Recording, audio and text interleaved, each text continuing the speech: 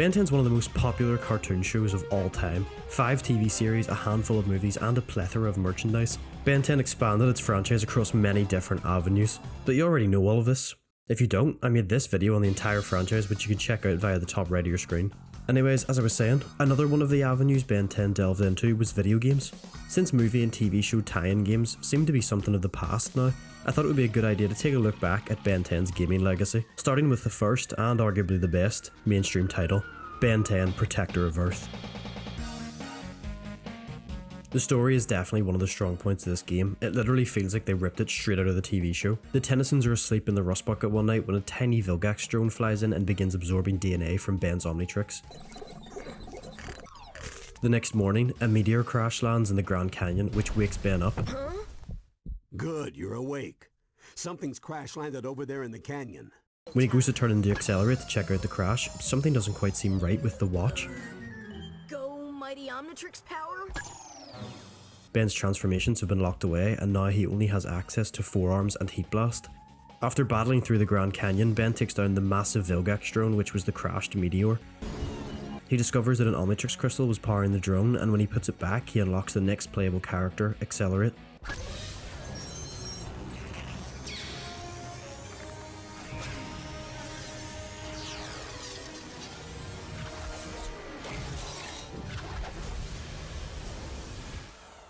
Check it out! I can take my nose so fast you can't even see it! From here on, the Tennysons journey all across America to find out who is behind the missing Omnitrix crystals and return them to the Watch. They travel to Mesa Verde, where they see Forever Knights fighting Vilgax drones. One of the Forever Knights tells the Tennysons that Enoch is using technology from Area 51. They then follow Enoch to Area 51, and after a mini boss fight, he escapes in a giant robot to Hoover Dam.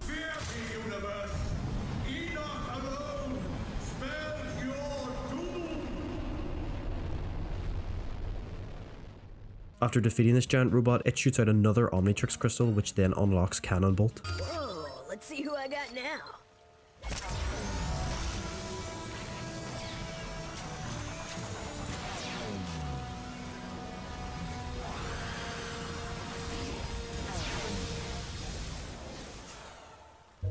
They head to San Francisco for a break. We saved the city, and all those hippies could say was, "Oh, far out, man." When Kevin 11 hops out of a null void portal along with a bunch of trapped aliens, and this totally unimportant alien slug thing. While Ben was fighting his way through San Francisco, Kevin 11 escaped into a nearby forest and Grandpa Max chased after him. Just as Ben defeats Kevin, another null void portal opens up and drags Kevin in.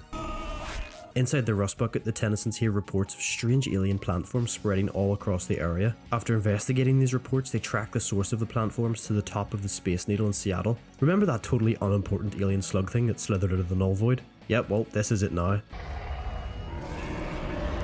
After defeating the Snapdragon,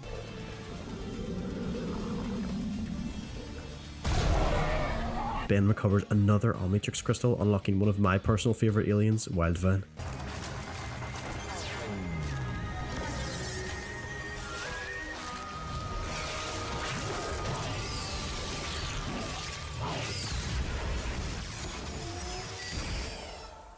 Oh yeah. The Tennysons piece together who must be behind all these strange occurrences. The evidence all points to one individual.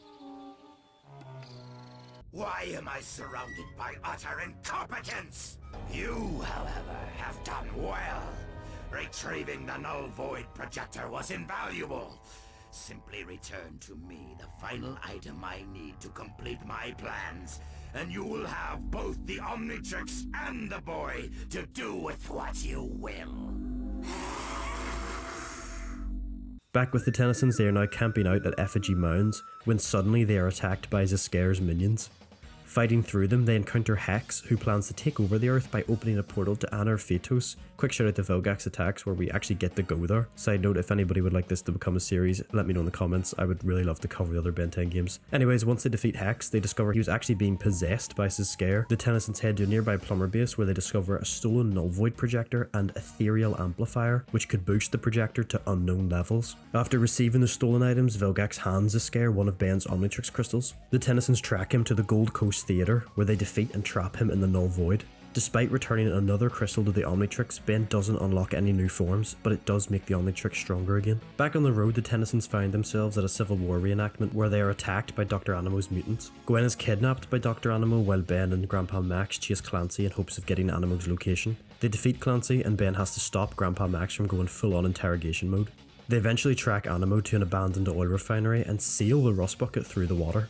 After thunder cunting Dr. Animo into the water, they rescue Gwen, who tells them of Vilgax's plan to pull the entire planet into the Null Void. It happens off screen, but the Omnitrix crystal that Animo had unlocks master control for Ben, meaning he can now swap between aliens at will without going human first. So after learning of Vilgax's plan, the Tennysons set off for Washington DC to notify the government. But after more and more Null Void portals are opening up everywhere, they instead head to Cape Canaveral to try borrowing some rockets. Ben defeats 6-6, who's guarding the rockets, and after fitting them to the rust bucket, the Tennysons blast off into space and approach Vilgax's ship. That's a pretty stealthy flying, Grandpa.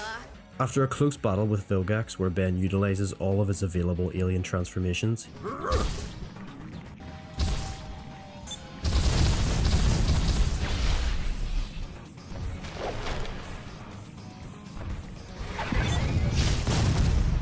he opens the airlock and Vilgax flies out into space.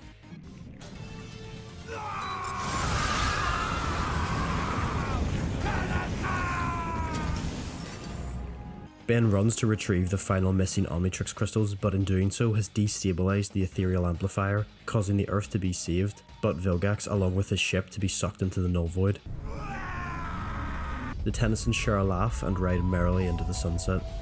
A post-credit scene reveals Vilgax still alive in the Null Void, being repaired by his nanobots, swearing vengeance. Tennyson, I will return. Wonder if that will ever happen.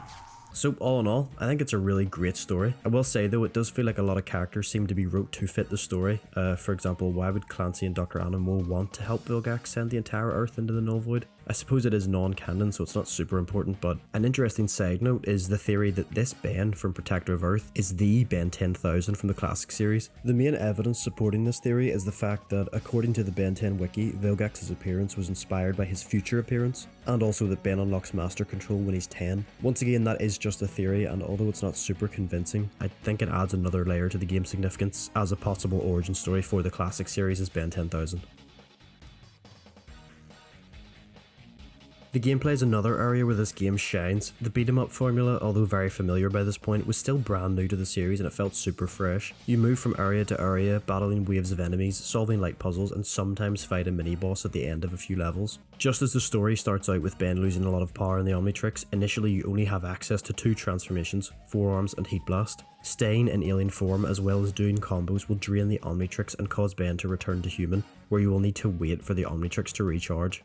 Breakables around the map can drop chrono crystals which regen either your health or your Omnitrix charge. Progressing through the game, you unlock Accelerate, Cannonbolt and Wildvine as extra playable aliens. Restoring more Omnitrix crystals past the second region doesn't give you any more aliens, but instead just makes the Omnitrix stronger, and eventually unlocks Master Control, where you can switch between forms without ever having to return to Ben or timing out. The enemy AI is also pretty good, with ranged attackers usually keeping a distance while the tankier enemies try to swarm you.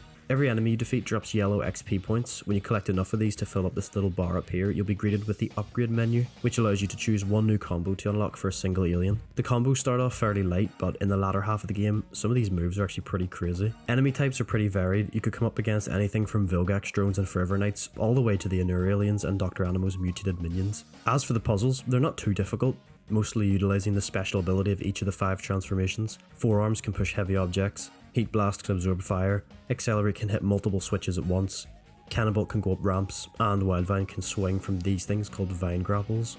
There's 3 difficulty options, the standard, easy, normal and hard, with hard actually being pretty difficult. It's not a Souls-like difficult or anything, but a lot of the enemies, especially the tankier ones, deal a lot more damage, and it feels like they sponge anything you hit them with. A slightly controversial aspect of this game was the decision to only include those 5 aliens as opposed to 10 or the whole roster. I remember when I finished the game for the first time and Ben retrieves the stolen Omnitrix crystals, I was so excited to be able to play as the rest of the aliens and actually thought my game was glitched when I still only had the 5. As cool as it would have been to have the entire roster to play as, looking back on it, I think they actually made the right decision to pick 5 and fully develop them. Cycling through the Omnitrix the whole way to get that one alien would have been a pain, which is funny because I think I remember a certain game doing that later on anyways. In case you had a spare controller and a friend, the game also offers a co-op mode. Unlike later entries where one player is Ben and the other is the sidekick, this game straight up just gives both players the Omnitrix. A very bold but arguably great idea, especially paired with the option to turn on friendly fire in the extras menu. In total there are 11 boss fights in this game, the 6 mini bosses which appear at the end of a normal level in each region, the giant Vilgax drone, Enoch, Kevin 11, Hex, Clancy and 6-6. Then 5 main bosses which have their own level at the end of each region, Enoch's mech suit, the Snapdragon, Zscare, Dr. Animo and of course Vilgax. Each of the main bosses usually follow the same formula.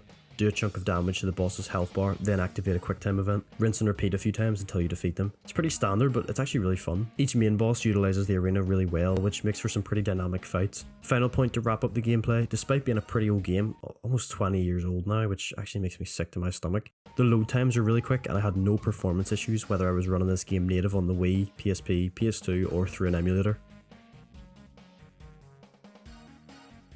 The level design in this game is phenomenal, probably one of the best in the series. The game is broken up into 5 main regions. The first 4 have 3 normal levels which usually last between 8 to 12 minutes, a 4th boss level and then a 5th challenge level, which is basically where they drop every enemy type from that region into a small confined space for you to defeat as fast as possible. The 5th and final region is the exception to this, having 2 normal levels instead of 3, but still with a boss and challenge level. The challenge level here being the Null Void, where they actually throw a lot of the mini bosses at you again, which is pretty sick. All in all, the game has a total of 24 levels, all of which feel very different and you can tell they were crafted with a lot of passion.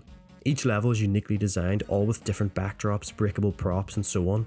The story is added to piece by piece, which gives each level an episodic feel, just like the classic series. Just like any video game, it wouldn't be complete without collectibles. Each level has 3 Sumo Slammer cards to pick up. Some of these are stuck behind alien abilities that you won't have unlocked yet by that point, and so would need to come back later, which adds to the game's replayability. There's also a plumber ranking system which grades your performance on each level, depending on how fast you can complete it, with Ultra being the fastest and unlocking extras in the menu.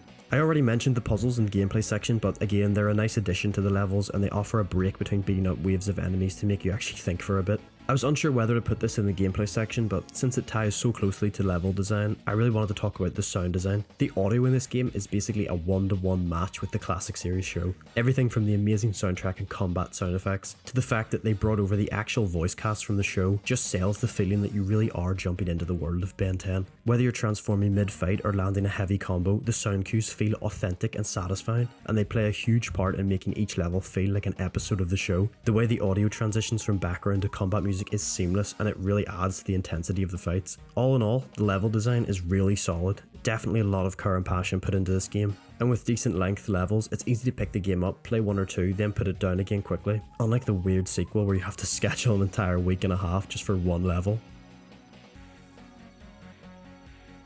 The extras menu is another fun area of this game. Here you can access the cheats menu with a variety of different options such as unlocking everything, invincibility and even different skins for the aliens. The extras menu is also jam-packed full of content like concept art, transformation sequences, character models and so on. I can't say how many countless hours I spent just browsing through these as a kid.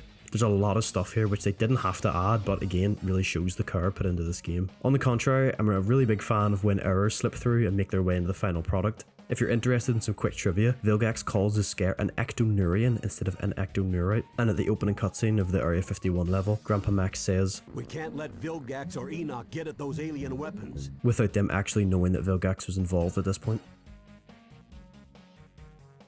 It wouldn't be a complete retrospective without discussing the strange DS counterparts that released with the mainline Ben 10 games. Ben 10 Protector of Earth for the Nintendo DS was a 2.5D platformer which did its best to replicate the standard 3D version, featuring the same levels, aliens, dialogue and so on, just skimmed down into a 2.5D side-scroller. To be fair to this port, as much as it gets shit on, it's actually not that bad of a game. The Omnitrix on the touchscreen was a nice move as you now have to tap the sides of the dial to scroll and push the center to transform. The levels did their best to copy the main version, even in their layout, and you can see exactly what each section is supposed to be if I put a few examples on screen here. The sound design is notably more lacking in this version. The aliens are quieter, the music isn't so much from the show but an original mix which just doesn't quite fit the game that much in my opinion.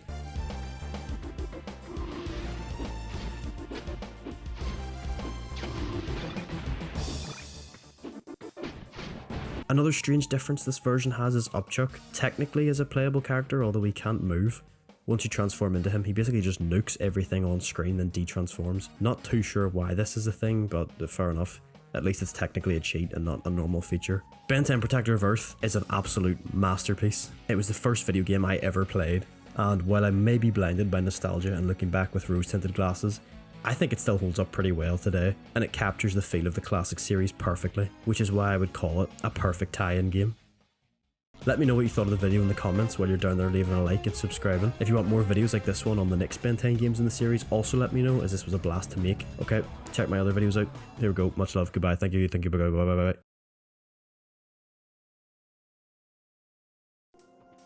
No.